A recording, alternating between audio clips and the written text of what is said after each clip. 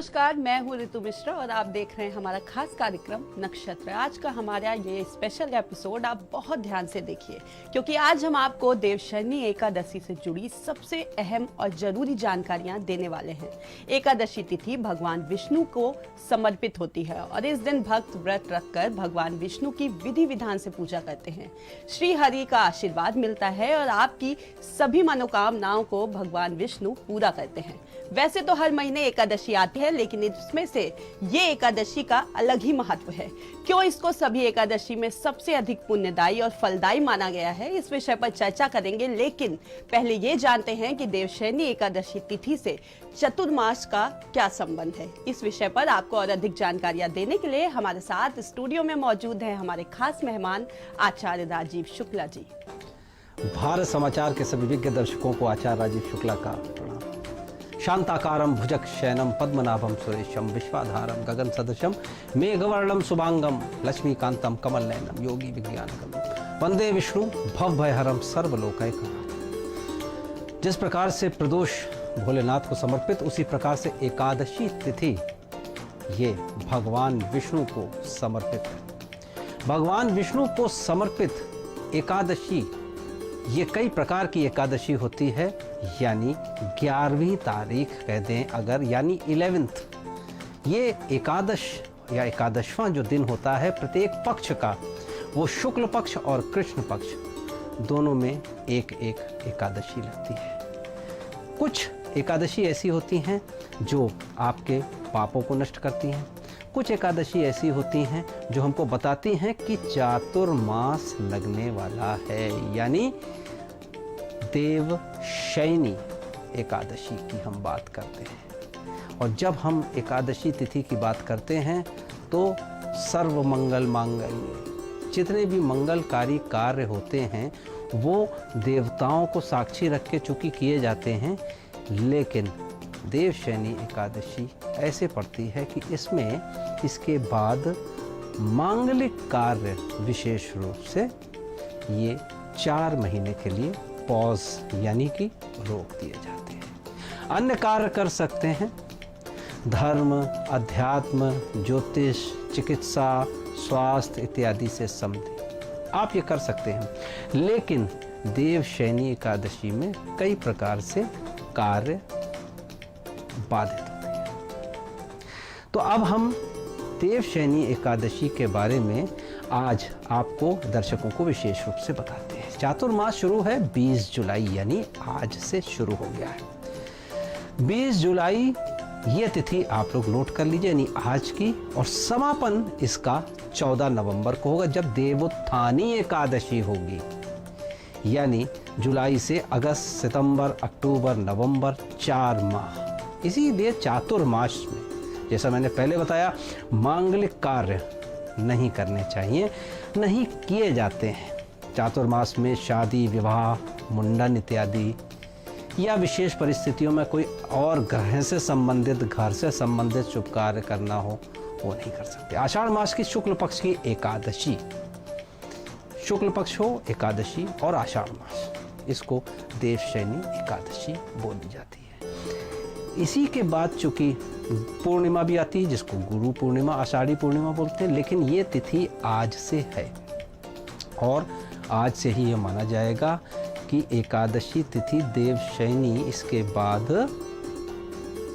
विष्णु जी का थोड़ा सा देवताओं का आशीर्वाद तो मिलेगा, लेकिन ये शयन का मतलब ये नहीं कि भगवान सो जाते हैं। शयन का मतलब ये है कि इसके बाद आप अपने को अच्छे प्रकार से सिद्धि प्राप्त करने के लिए, साधनाओं को प्राप्त करने के लिए, और जो भी आपके इस प्रकार के कार्य हैं जिसमें साधना की आवश्यकता होती है, ब्रह्मचर्य की आवश्यकता होती है, इस प्रकार की आवश्यकताएं होती हैं, उसको पूरे ना करना चाहिए।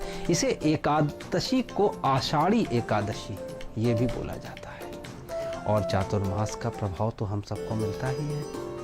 इसमें विशेष रूप से ये भी बात हो जाती है कि आज से हम यम, नियम, संयम, आसन, अस्तेय, ब्रह्मचर्य इत्यादि इत्यादि इत्यादि कई प्रकार से, क्योंकि ये जो 4 महीने होते हैं, ये अगर वातावरण के हिसाब से देखें या अगर हम इकोलॉजी के हिसाब से देखें तो ये 4 महीने ऐसे होते हैं, इसमें कई प्रकार की व्याधियां का भी प्रभाव पड़ सकता है।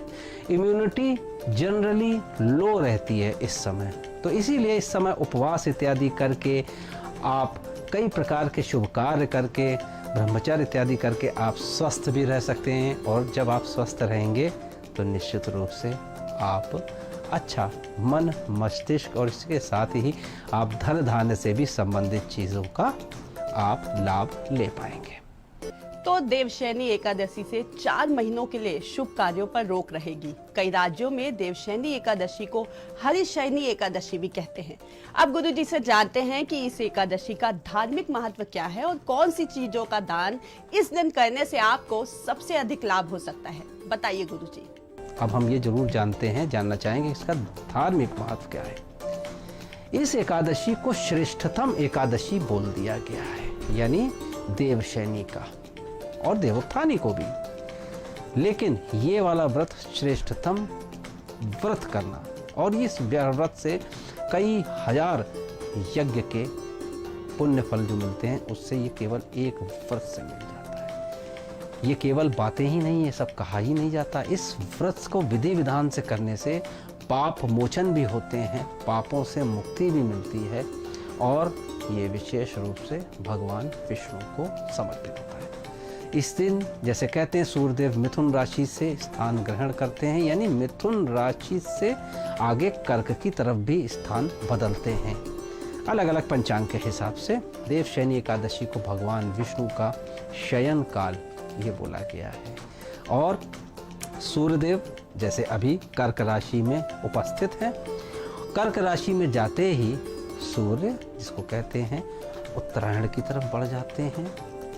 तो इस प्रकार से 4, 5, 6, 7, 8, 9 और फिर उत्तरायण की तरफ बढ़ते हैं जब मकर राशि में आते हैं। अभी दक्षिणायण की तरफ, फिर उत्तरायण की तरफ। ये सूर्य का भी एक चक्र होता है। तो मिथुन राशि से कर्क राशि में जब जाते हैं तो इसको दक्षिणायण का प्रभाव, और फिर उसके बाद जब उत्तरायणी यानी मकर राशि में सूर्यदेव, तो वो उत्तर का प्रभाव यानी उत्तरायण का प्रभाव मिलता है। लेकिन ये कालखंड ऐसा होता है कि इसमें चूंकि संधि काल में व्रत जरूर रखना चाहिए। संधि काल मतलब एक समय जा रहा है, दूसरा आ रहा है। संक्रमण काल भी बोल देते हैं इसको, संधि काल भी बोल देते हैं, कई प्रकार से बोल देते हैं इसको, कि किस प्रकार से आप अपने जीवन में आ रही समस्त परेशानियों को दूर कर सकते हैं। और जिस प्रकार का समय चल रहा है, जिस प्रकार का कालखंड हमारा चल रहा है, उस कालखंड में जैसे भी देखा है कि व्याधियों का बड़ा प्रकोप रहा, उसको भी आप दूर कर सकते हैं। काफ़ी लंबे समय तक आप लाभ ले सकते हैं अगर आप इसमें दान, व्रत, तप करें। तो आगे आपके रोगी होने का चांस बिल्कुल शून्य हो जाएगा आगे आने वाले चतुर्मास में। इस दिन पीली वस्तु का दान, जी ये जरूर नोट कर लीजिए। लक्ष्मी नारायण के मंदिर में तुलसी के पौधे का दान करना भी शुभ होता है। तुलसी का पौधा तो आप दान कर सकते हैं, गिफ्ट में भी दे सकते हैं, मंदिर इत्यादि में भी लगा सकते हैं।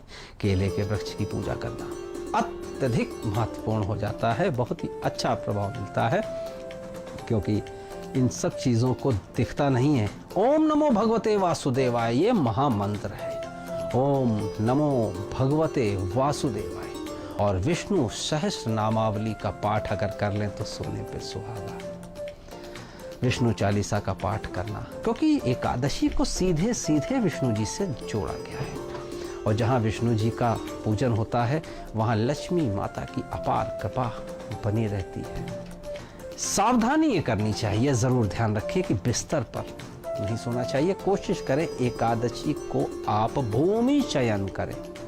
नशीले पदार्थों का सेवन बिल्कुल त्याज्य है, वैसे भी नहीं करना चाहिए, लेकिन एकादशी को तो बिल्कुल भी नहीं। स्नान करने के बाद ही आप कुछ अन्न इत्यादि जल ग्रहण कर सकते हैं। हाँ, इस दिन ये विशेष ध्यान रखें, झूठ बोलने से बचें। यानी कि इस समय, इस दिन मिथ्यावाद, विवाद, बकवाद या झूठ बोलना, इससे बचें।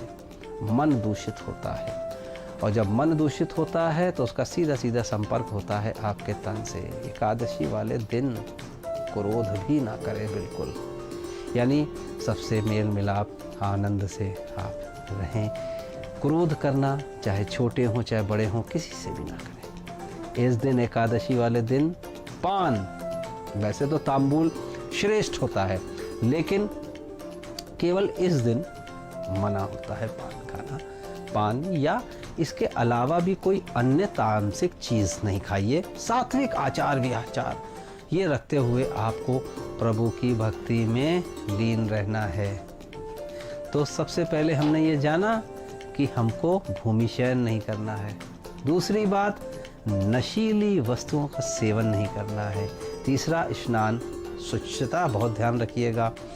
चौथा कि आप इस दिन झूठ इत्यादि बोलने से बचें और अपने मन को कोशिश करें कि ज़्यादा दूषित ना रखें।